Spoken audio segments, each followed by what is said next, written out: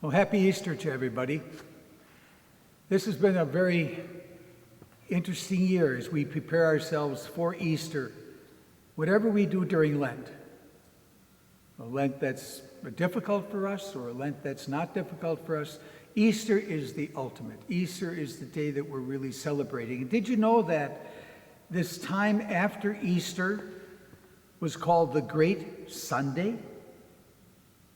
From Holy Saturday night after the vigil service all the way through the end of Eastertide was one big celebration. In fact, it was so much of a celebration that there were no fast days and people were not allowed to kneel in church. It was a time of just celebrating the presence of Almighty God. Of course, the question comes up, why do we celebrate Easter at this time of the year? Well, there's a difference between the East and the West in that regard. In the Western Church, of which we are part, it is the time that was set up on the lunar calendar. Do you know that's the only feast that's set up on the lunar calendar? Everything else follows sort of like the solar calendar, but this was the lunar calendar.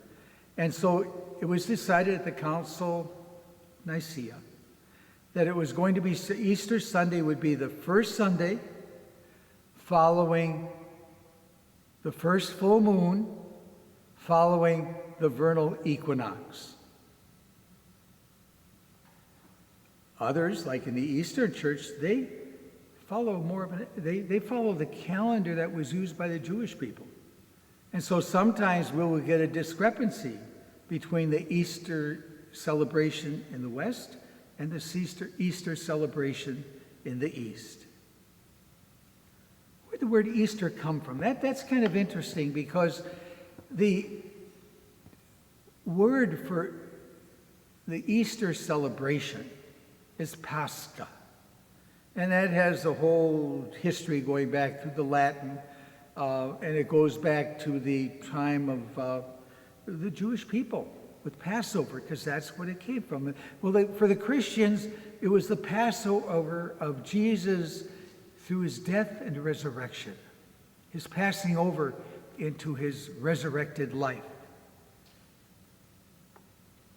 They called it, and maybe we get a little bit of sense about this from the Spanish. We talk about a holy Easter, but didn't use the word Easter, a holy Pascha. Now, where did the word Easter come from? Well, Bede, Venerable Bede, who was a historian of the Middle Ages, he said that he thought it came from sort of a Germanic background, in which it was sort of like looking at this God who came from the East. And so they thought, well, it was a springtime celebration. So perhaps maybe that was how we got the word Easter. That doesn't hold up all the time because we really end up not quite sure where it came from.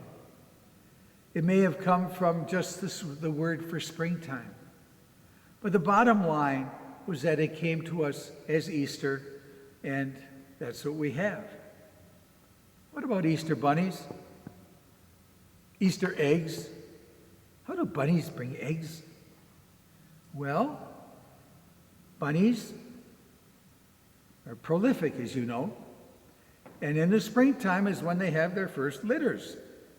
And so this would be a time of renewal.